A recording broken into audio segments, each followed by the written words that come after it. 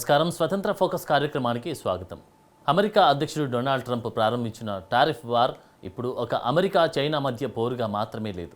Europe నుంచి Canada, Mexico వరకు, China నుంచి భారత్ వరకు ప్రపంచంలోని ప్రధాన ఆర్థిక వ్యవస్థలన్నింటినీ ప్రభావితం చేసే స్థాయికి చేరుతోంది. అమెరికా సుంకాలకు మిత్ర దేశాలు కౌంటర్ ఇస్తుంటే చైనా అరుదైన మూలకాలు, టెక్నాలజీ, వాణిజ్య మార్గాలను ఆయుధాలుగా మలుచుకుంటుంది. మరోవైపు భారత్ మాత్రం ఈ సంక్షోభాన్ని అవకాశంగా మలుచుకునే వ్యూహంతో ముందుకు సాగుతుంది. మరి ఈ టారిఫ్ వార్ ప్రపంచ వాణిజ్యాన్ని ఎటు తీసుకెళ్తుంది? ఎవరు లాభపడుతున్నారు, ఎవరు నష్టపోతున్నారు? ఈ వాణిజ్య సమరం చివరకు ప్రపంచ ఆర్థిక వ్యవస్థను కొత్త మార్గంలోకి తీసుకెళ్తుందా? ప్రపంచ ఆర్థిక సమరంపై ఇవాల్టి స్వతంత్ర ఫోకస్. అమెరికా అధ్యక్షుడు డొనాల్డ్ ట్రంప్ విధించిన దిగుమతి సుంకాలు ఇప్పుడు ప్రపంచ వాణిజ్యాన్ని కుదిపేస్తున్నాయి. ముఖ్యంగా అమెరికా మిత్ర దేశాలైన యూరోపియన్ యూనియన్, కెనడా, మెక్సికో ఈ నిర్ణయంపై తీవ్ర ఆగ్రహం వ్యక్తం చేస్తున్నాయి. నిరసనలకే పరిమితం కాకుండా అమెరికాకు కౌంటర్ ఇచ్చేందుకు సిద్ధమవుతున్నాయి. ఒకవైపు WTO వేదికగా న్యాయ పోరాటం, మరోవైపు అమెరికన్ ఉత్పత్తులపై ప్రతీకార సుంకాలు. ఇలా టారిఫ్ వార్ మరింత ముదురుతోంది. మరి ఈ వాణిజ్య యుద్ధం ఎటు దారితీస్తోంది? ప్రపంచ సరఫరా వ్యవస్థ, ధరలు, పరిశ్రమలు, చివరకు సామాన్య ప్రజలపై దీని ప్రభావం ఎలా ఉండబోతుంది?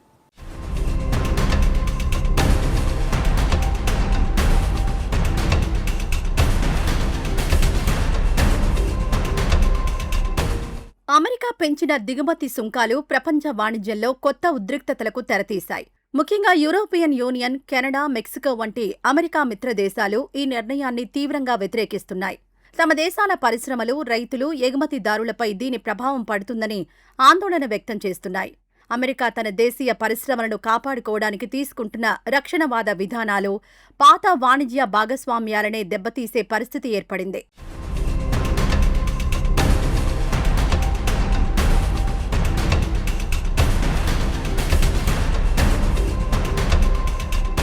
అమెరికా నిర్ణయాన్ని ఎదుర్కొనేందుకు యూరోపియన్ యూనియన్ న్యాయ పోరాటానికి కూడా సిద్ధమైంది. అమెరికా విధించిన కొన్ని సుంకాలు ప్రపంచ వాణిజ్య సంస్థ నిబంధనలకు అనుగుణంగా లేవని EU వాదిస్తోంది. అందుకే WTO వేదికగా అమెరికా నిర్ణయాన్ని సవాల్ చేసే ప్రయత్నం చేస్తోంది. అంటే టారిఫ్ వార్ కేవలం ఆర్థిక పోరాటంగా కాకుండా అంతర్జాతీయ వాణిజ్య నిబంధనలపై కూడా పోరాటంగా మారుతోంది.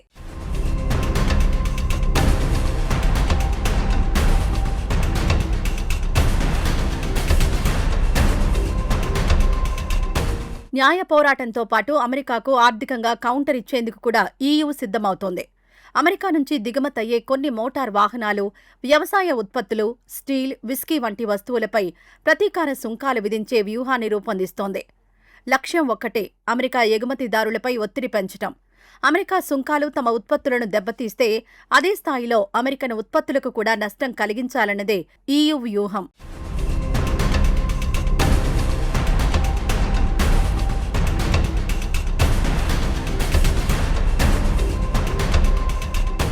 అయితే ఈ ప్రతీకార సుంకాల వెనుక కేవలం ఆర్థిక లెక్కలు మాత్రమే లేవు, రాజకీయ వ్యూహం కూడా ఉంది. అమెరికాలోని కొన్ని రాష్ట్రాల్లో వ్యవసాయం, తయారీ రంగాలు కీలకం. ఆ రాష్ట్రాల నుంచి వచ్చే ఉత్పత్తులపై సుంకాలు పెంచితే అక్కడి వ్యాపారులు, రైతులపై ప్రభావం పడుతుంది. దాంతో ట్రంప్ ప్రభుత్వంపై దేశీయంగా ఒత్తిడి పెరిగే అవకాశం ఉంటుంది. అంటే టారిఫ్ వార్ ఇప్పుడు వాణిజ్యంతో పాటు రాజకీయ ఒత్తిడి సాధనంగా కూడా మారుతోంది.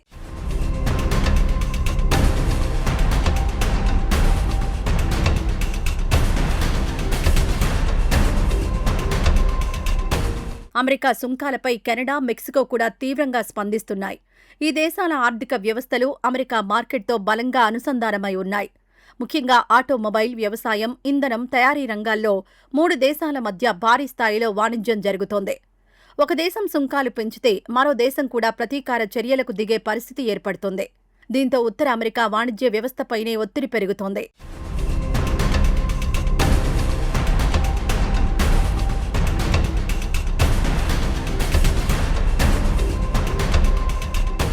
అసలు సమస్య ఇక్కడే మొదలవుతోంది. నేటి ప్రపంచంలో ఒక్క దేశంలోనే పూర్తిగా ఒక ఉత్పత్తి తయారయ్యే పరిస్థితి చాలా తక్కువ. ఒక కారులో అమెరికా భాగం ఉండొచ్చు, యూరప్ నుంచి వచ్చిన టెక్నాలజీ ఉండొచ్చు, మెక్సికోలో అసెంబ్లీ జరిగి ఉండొచ్చు. ఇదే విధంగా ఎలక్ట్రానిక్స్, విమానాలు, హెవీ మిషనరీ వంటి రంగాల్లో అనేక దేశాల సరఫరా గొలుసులు కలిసిపోయాయి. సుంకాలు పెరిగితే ప్రతి దశలో ఖర్చు పెరుగుతుంది. చివరికి తయారీ ఖర్చు పెరిగి ఉత్పత్తుల ధరలు పెరిగే ప్రమాదం ఉంది.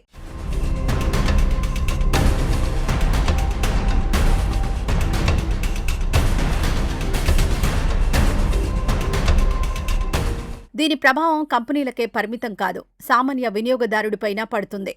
దిగుమతి వస్తువులపై సుంకాలు పెరిగితే వాటి ధరలు పెరుగుతాయి. కంపెనీలు కూడా పెరిగిన ఉత్పత్తి వ్యయాన్ని వినియోగదారులపైకి బదిలీ చేసే అవకాశం ఉంది. అమెరికాలోనే కాదు, ప్రతీకార సుంకాలు విధించే దేశాల్లో కూడా ఇదే పరిస్థితి రావచ్చు. ఫలితంగా ద్రవ్యోల్బణం పెరిగి కార్లు, ఎలక్ట్రానిక్స్, యంత్రాలు, రోజువారీ వినియోగ వస్తువుల వరకు ధరలపై ప్రభావం పడే అవకాశం ఉంది.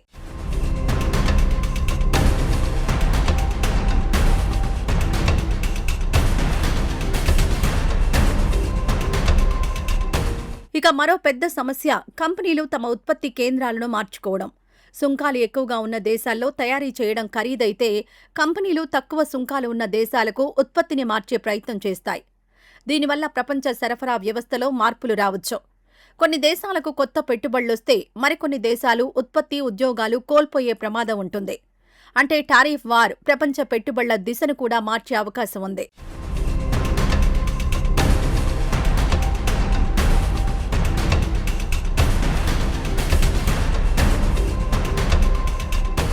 ఈ పరిస్థితి ప్రపంచ వాణిజ్య సంస్థకు కూడా పెద్ద పరీక్షగా మారుతోంది.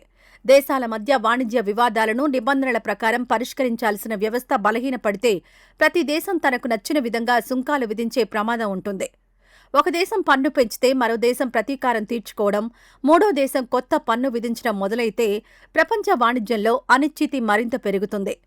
ఇది చిన్న, అభివృద్ధి చెందుతున్న దేశాలపై ఎక్కువ భారాన్ని మోపే అవకాశం ఉంది.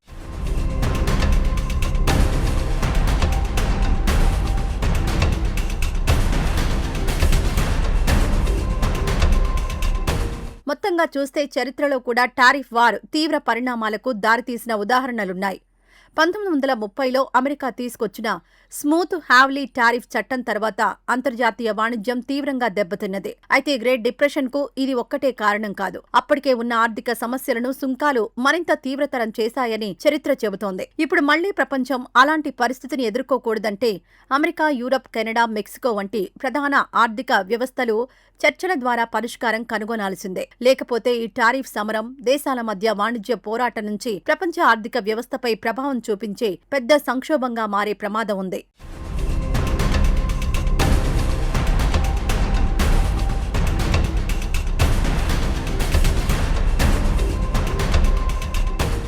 అమెరికా విధించిన భారీ దిగుమతి సుంకాలకు అత్యంత గట్టిగా ఎదురొడ్డి నిలుస్తున్న దేశం చైనా.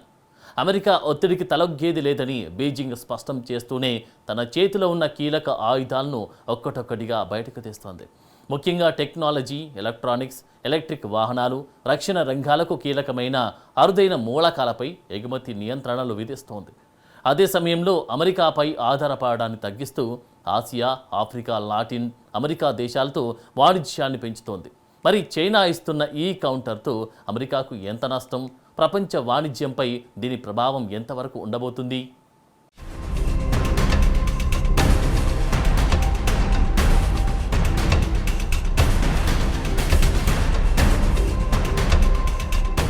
అమెరికా, చైనా మధ్య వాణిజ్య పోరు మళ్లీ ముదురుతోంది. అమెరికా, చైనా వస్తువులపై సుంకాలు పెంచితే చైనా కూడా తన దగ్గర ఉన్న కీలక వనరులను వ్యూహాత్మకంగా ఉపయోగిస్తోంది. రెండు దేశాల మధ్య పోరు ఇప్పుడు కేవలం వస్తువులపై పన్నులకే పరిమితం కాలేదు. టెక్నాలజీ, కీలక ముడి సరుకులు, సెమీకండక్టర్లు, పెట్టుబడులు, సరఫరా గొలుసులు ఇలా అనేక రంగాలకు విస్తరిస్తోంది.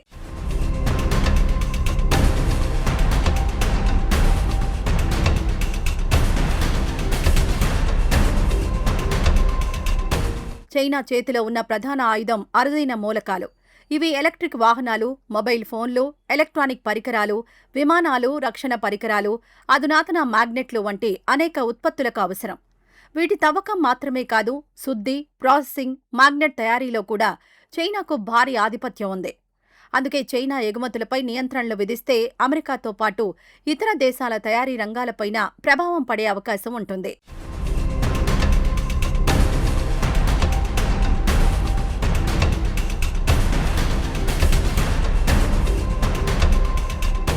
రెండు 2026లో కూడా చైనా ఈ వ్యూహాన్ని కొనసాగిస్తోంది.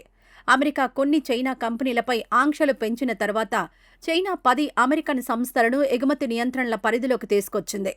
ముఖ్యంగా అరుదైన మూలకాలు, వాటితో తయారయ్యే కీలక పదార్థాల సరఫరాపై ఆంక్షలు పెట్టింది. అంటే అమెరికా టెక్నాలజీపై ఒత్తిడి పెడితే చైనా కీలక ముడిసరుకుల ద్వారా కౌంటర్ ఇవ్వగలదన్న సందేశాన్ని బీజింగ్ ఇస్తోంది.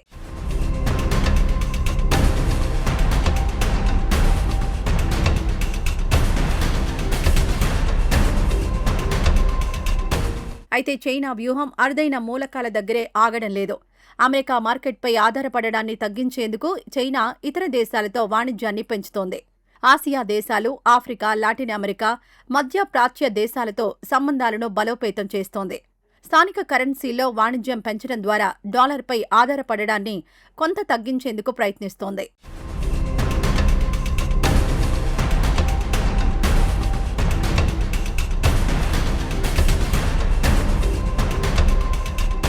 ఇదే సమయంలో చైనా యువాన్ అంతర్జాతీయ వినియోగాన్ని కూడా పెంచే ప్రయత్నం చేస్తోంది.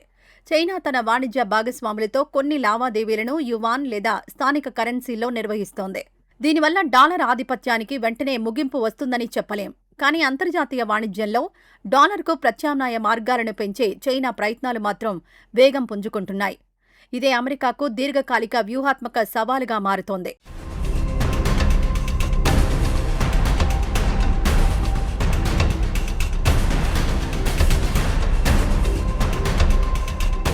మరోవైపు అమెరికా సుంకాల ప్రభావాన్ని తగ్గించుకోవడానికి చైనా తన ఎగుమతి మార్కెట్లను విస్తరిస్తోంది.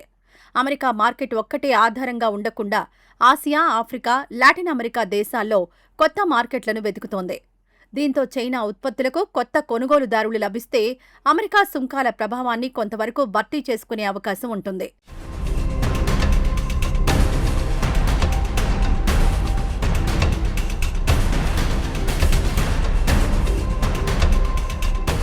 ఈ పరిణామాలతో గ్లోబల్ మ్యానుఫ్యాక్చరింగ్ మ్యాప్ కూడా మారుతోంది. అమెరికా కంపెనీలు చైనాపై ఆధారపడడాన్ని తగ్గించేందుకు భారత్, వియత్నాం, మెక్సికో, థాయిలాండ్ వంటి దేశాల్లో ఉత్పత్తి కేంద్రాలను పెంచే ప్రయత్నం చేస్తున్నాయి. మరోవైపు చైనాకు చెందిన కంపెనీలు కూడా ఇతర ఆసియా దేశాల్లో పెట్టుబడులు పెంచుతున్నాయి. దీంతో ప్రపంచ తయారీ రంగం ఒక్క దేశంపై ఆధారపడకుండా అనేక దేశాలకు విస్తరించే పరిస్థితి ఏర్పడుతోంది.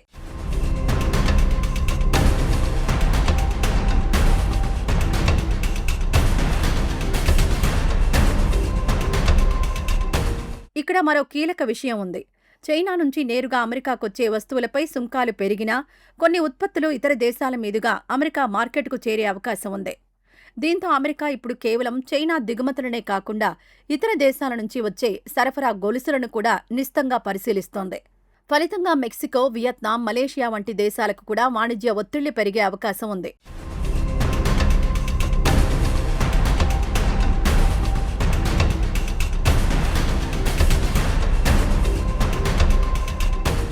ఈ పోరులో అమెరికాకు సమస్యలున్నాయి. చైనా నుంచి వచ్చే కీలక ముడిసరుకులు, ఎలక్ట్రానిక్ భాగాలు, పారిశ్రామిక ఉత్పత్తులపై అమెరికన్ కంపెనీలు ఇంకా ఆధారపడుతున్నాయి. మరోవైపు చైనా కూడా అమెరికా మార్కెట్ను పూర్తిగా వదులుకోలేని పరిస్థితిలోనే ఉంది. అందుకే రెండు దేశాల మధ్య పోరు ఎంత తీవ్రంగా ఉన్నా పూర్తిగా వాణిజ్య సంబంధాలు తెంచుకోవడం అంత సులభం కాదు. ఈ పరిస్థితినే డీ రిస్కింగ్ లేదా సరఫరా గొలుసుల వైవిధ్యీకరణ దిశగా ప్రపంచం చూస్తోంది.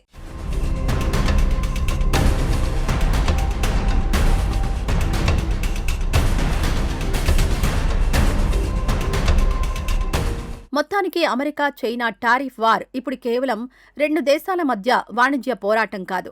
అరుదైన మూలకాలు, సెమీ కండక్టర్లు, టెక్నాలజీ, కరెన్సీలు, పెట్టుబడులు, సరఫరా గొలుసులు అన్నింటినీ ప్రభావితం చేస్తున్న వ్యూహాత్మక పోరుగా మారుతోంది.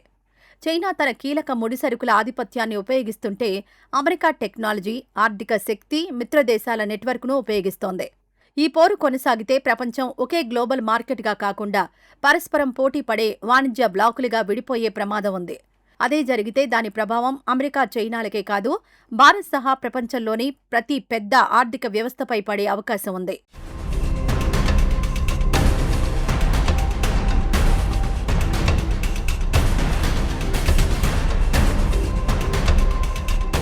అమెరికా విధిస్తున్న భారీ దిగుమతి సుంకాలు భారత్కు సవాలుగా మారుతున్నాయి. ముఖ్యంగా అమెరికా మార్కెట్పై ఆధారపడి భారత ఎగుమతి రంగాలపై టారిఫ్ల ప్రభావం పడే అవకాశం ఉంది. అయితే ఈ పరిస్థితిని భారత్ కేవలం ముప్పుగా మాత్రమే చూడడం లేదు. దేశీయ తయారీని బలోపేతం చేయడం, కొత్త మార్కెట్లను వెతకడం, అమెరికాతో చర్చల ద్వారా సమస్యను పరిష్కరించుకోవడం ఇలా పలు మార్గాల్లో ముందుకు వెళ్తుంది. అదే సమయంలో ప్రపంచ సరఫరా గొలుసులో చైనా స్థానాన్ని భర్తీ చేసే అవకాశాన్ని కూడా భారత్ అందిపుచ్చుకోవాలని చూస్తోంది. మరి టారిఫ్ వార్ను ఎదుర్కొనేందుకు భారత్ వ్యూహం ఏంటి? ఈ సంక్షోభం భారత్కు ముప్పా లేక కొత్త అవకాశమా?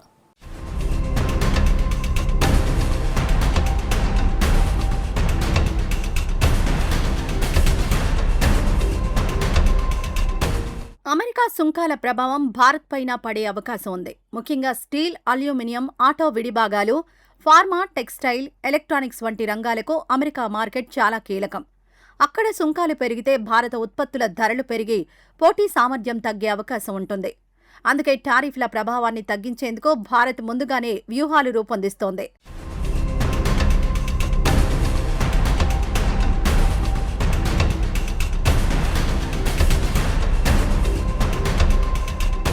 మొదటి వ్యూహం దేశీయ తయారీని బలోపేతం చేయడం. Mobiles, electronics, pharma, automobile, semi కండక్టర్లు వంటి రంగాల్లో దేశీయ ఉత్పత్తిని పెంచేందుకు ప్రభుత్వం ప్రోత్సాహకాలిస్తోంది. పిఎల్ఐ వంటి పథకాల ద్వారా కంపెనీలను భారత్లోనే ఉత్పత్తి చేయడానికి ప్రోత్సహిస్తోంది. దిగుమతులపై ఆధారపడడం తగ్గితే అంతర్జాతీయ వాణిజ్య షాక్ల ప్రభావం కూడా కొంత తగ్గుతుంది.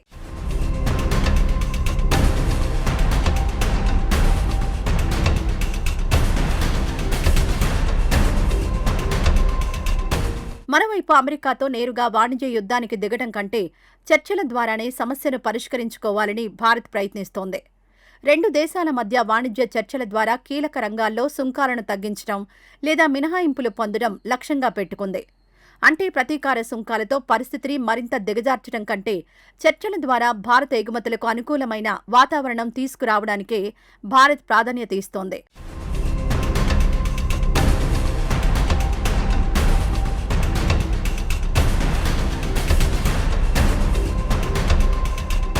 ఇక డాలర్పై ఆధారపడ్డాన్ని కొంత తగ్గించేందుకు రూపాయి ఆధారిత వాణిజ్యాన్ని కూడా భారత్ ప్రోత్సహిస్తోంది. కొన్ని దేశాలతో స్థానిక కరెన్సీల్లో వాణిజ్య లావాదేవీలు నిర్వహించే అవకాశాలను పెంచుతోంది. దీనివల్ల ప్రతి లావాదేవీకి డాలర్ అవసరం తగ్గుతుంది. అయితే ఇది వెంటనే డాలర్కు ప్రత్యామ్నాయంగా మారడం కాదు.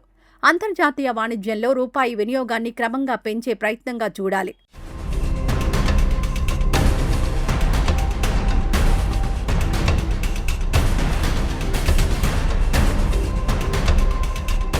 ప్రపంచ సరఫరా గొలుసులో వస్తున్న మార్పులు భారత్కు మరో పెద్ద అవకాశాన్ని తెస్తున్నాయి. అమెరికా, యూరప్ కంపెనీలు చైనాపై అధికంగా ఆధారపడ్డాన్ని తగ్గించుకోవాలని చూస్తున్నాయి. దీనినే చైనా +1 వ్యూహం అంటారు. ఈ పరిస్థితిని ఉపయోగించుకుని మొబైల్స్, ఎలక్ట్రానిక్స్, ఆటో విడిభాగాలు, ఫార్మా, సెమీ కండక్టర్లు వంటి రంగాల్లో విదేశీ పెట్టుబడులను ఆకర్షించాలని భారత్ ప్రయత్నిస్తోంది.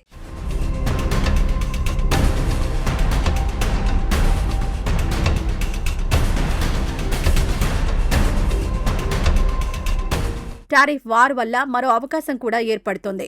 చైనా నుంచి బయటకొచ్చే కొన్ని తయారీ యూనిట్లు, సరఫరా గొలుసు పెట్టుబడులు భారత్ వైపు మళ్లే అవకాశం ఉంది.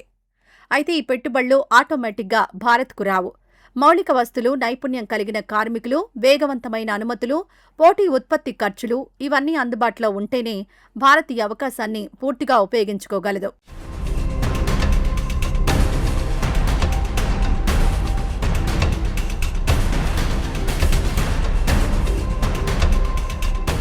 అమెరికా మార్కెట్పైనే ఆధారపడకుండా భారత్ తన ఎగుమతి మార్కెట్లను కూడా విస్తరించాల్సిన అవసరం ఉంది. యూరప్, ఆఫ్రికా, ఆగ్నేయ ఆసియా, మధ్యప్రాచ్యం, లాటిన్ అమెరికా వంటి ప్రాంతాల్లో భారత ఉత్పత్తులకు కొత్త మార్కెట్లు సృష్టించడం కీలకం. ఒకే మార్కెట్పై ఆధారపడటం తగ్గితే ఏ ఒక్క దేశం విధించే సుంకాల ప్రభావం భారత ఎగుమతులపై తీవ్రంగా పడకుండా ఉంటుంది.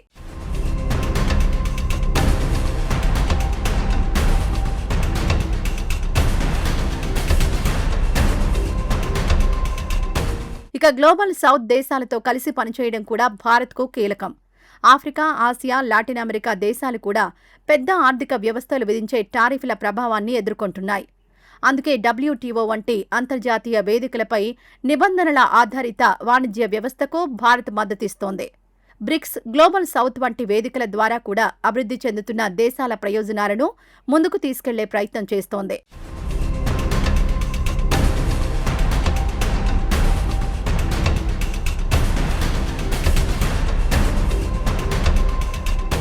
అయితే భారత్ ముందు కొన్ని సవాళ్లు కూడా ఉన్నాయి. అమెరికా సుంకాలు పెరిగితే భారత ఎగుమతిదారులపై ఒత్తిడి పెరగవచ్చు. ప్రపంచ డిమాండ్ తగ్గితే తయారీ రంగం ప్రభావితమవుతుంది. చైనా నుంచి చౌకైన వస్తువులు ఇతర మార్కెట్లకు మళ్లితే భారతీయ పరిశ్రమలకు పోటీ కూడా పెరగవచ్చు. అందుకే భారత్ ఒకవైపు విదేశీ మార్కెట్లను కాపాడుకుంటూనే మరోవైపు దేశీయ పరిశ్రమల పోటీతత్వాన్ని పెంచుకోవాల్సి ఉంటుంది.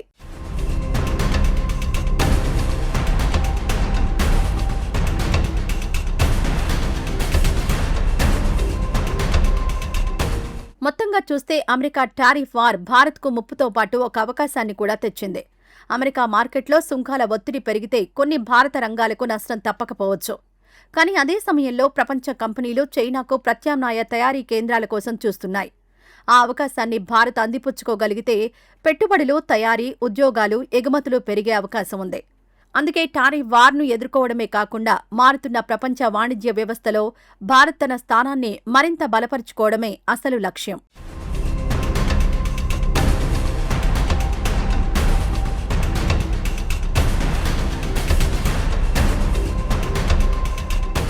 అమెరికా మొదలుపెట్టిన టారిఫ్ సమరం ఇప్పుడు సుంకాల పోరును దాటి ప్రపంచ ఆర్థిక వ్యవస్థ పునర్వ్యవస్థీకరణకు దారితీస్తోంది. ఒకవైపు అమెరికా తన దేశీయ పరిశ్రమలను కాపాడుకునేందుకు రక్షణవాద విధానాలు బలపరుస్తూ ఉంటే, మరోవైపు చైనా కీలక ముడి సరుకులు, కొత్త వాణిజ్య భాగస్వామ్యులు, యువాన్ వినియోగం ద్వారా తన ప్రభావాన్ని పెంచుకునే ప్రయత్నం చేస్తోంది. యూరప్, కెనడా, మెక్సికో ప్రతీకార చర్యలకు సిద్ధమవుతుంటే భారత్ మాత్రం తయారీ, కొత్త మార్కెట్లు, సరఫరా గొలుసుల మార్పును అవకాశంగా మలుచుకోవాలని చూస్తోంది. అయితే ఈ పోరులో అసలు విజేత ఎవరు అన్నది ఇప్పుడే చెప్పలేం. ఎందుకంటే టారిఫ్లు పెరిగిన ప్రతిసారి దాని భారం చివరకు కంపెనీలు, వినియోగదారులు, రైతులు, ఉద్యోగులపైనే పడే అవకాశం ఎక్కువగా ఉంది. ప్రపంచ వాణిజ్యం 2 లేదా అంతకంటే ఎక్కువ వాణిజ్య బ్లాకులుగా విడిపోతే రాబోయే రోజుల్లో పెట్టుబడులు, ధరలు, సరఫరా గొలుసులు, దేశాల ఆర్థిక సంబంధాలన్నీ మారిపోవచ్చు. అందుకే ఇది కేవలం అమెరికా చైనా టారిఫ్ వార్ కాదు, ప్రపంచ ఆర్థిక వ్యవస్థ భవిష్యత్తును నిర్ణయించే కొత్త వాణిజ్య సమరం. ఇది ఇవాల్టి స్వతంత్ర ఫోకస్. రేపు మరో అంశంతో మళ్ళీ కలుద్దాం. నిరంతర వార్తా స్రవంతి కోసం చూస్తూనే ఉండండి మీ స్వతంత్ర ఛానల్. నమస్కారం.